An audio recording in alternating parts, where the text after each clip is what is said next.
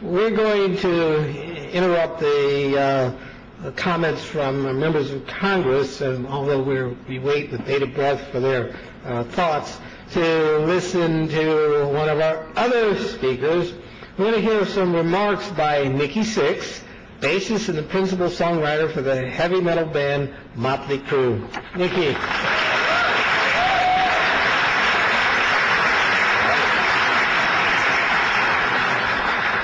How you guys doing?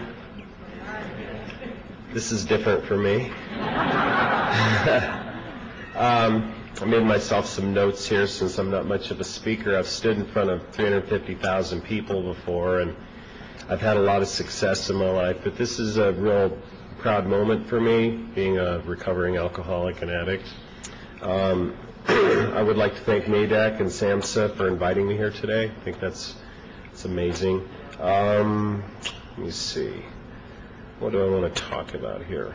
Well, first of all, I made a note to myself that I don't know if any of you saw that USA Today had reported in September of '06 that drugs and alcohol now affect 1 in 5 Americans. And, you know, that to me is staggering. My experience as a recovering addict, it just doesn't affect just the addict. It affects the family, the extended family, the workplace, and even our economy. And, you know, it affects and infects the lack of productivity, too, as well. You know, in the entertainment business, I see it a lot, but I also see it in business, and I'm sure that it's everywhere, you know, including government. I'm seeing people here that are talking about recovery. I think that's it's just amazing to see that. It's not this thing that everybody wants to hide from anymore.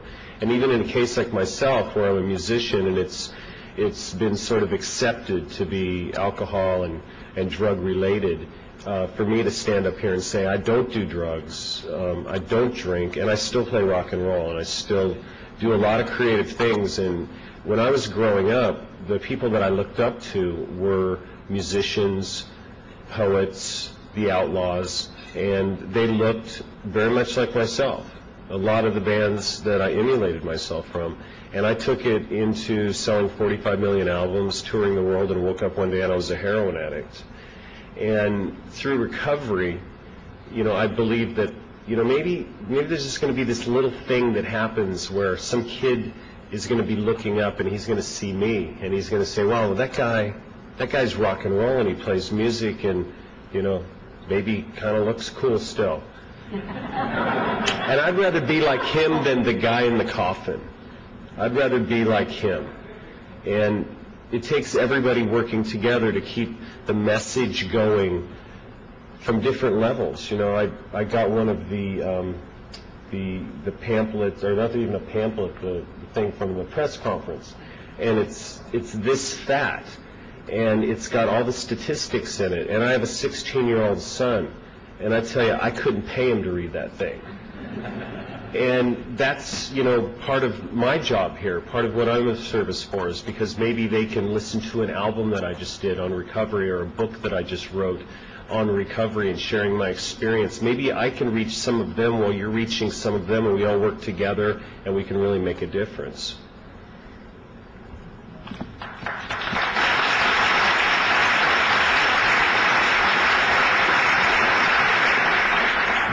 The other thing I wanted to address is, for me as an addict, one of the first things I heard was, you know, why don't you get it together? And what's your problem? And why can't you just stop? And things like, you know, don't you have any willpower? You know, I have a disease. It's no different than cancer or anything else. And I need treatment for that disease, and I took treatment for that disease, and I work daily on that. And part of that is something that I think is overlooked sometimes in addicts. It's really easy to, you know, look at the junkie on the street and say, you know, guy's just a junkie. But if he has treatment, I was a junkie. If he has treatment, a lot of my friends are junkies and alcoholics, and they're sober now, and they're doing a lot of good stuff. So getting treatment for people and supporting a way to get treatment for people, I think, is really important. And the other part of it is that I have experienced that it was just the addiction, because once the addiction was sort of contained or controlled, there was a big hole in my stomach. For whatever reasons, my story is different than a lot of other addicts, but I had abandonment issues with my family. My mother left when I was 3, my father when I was 6. I was homeless when I was 13.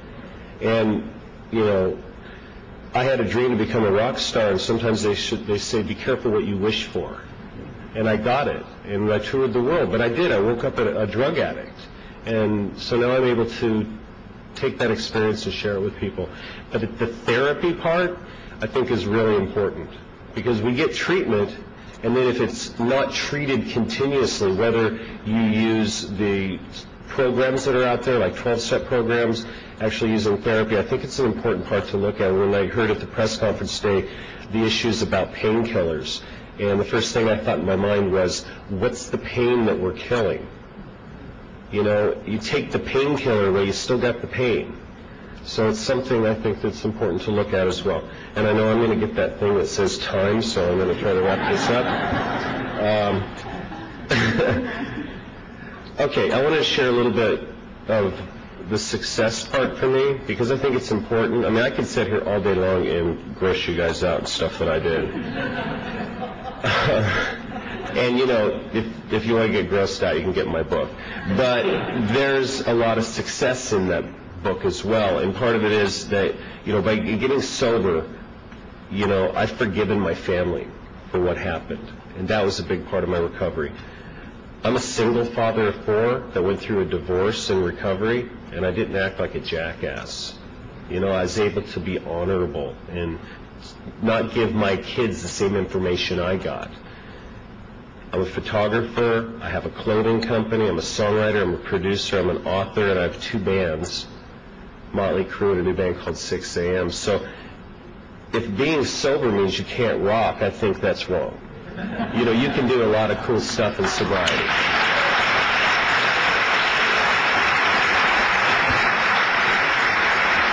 And I swear I'll read this really fast. You know, we're all here to celebrate recovery. It's not just about, you know, our individual recovery. It's about the individuals and the families, and that the legacy of recovery is so important. If we don't focus on it, the legacy is going to be an addiction. And I think that, you know, we know where that ends. It spirals into emotional bankruptcy, financial bankruptcy, insanity, and death. So I think we're all doing the right thing here today, and this month is a very proud month for a lot of us, and thank you for having me come here very much.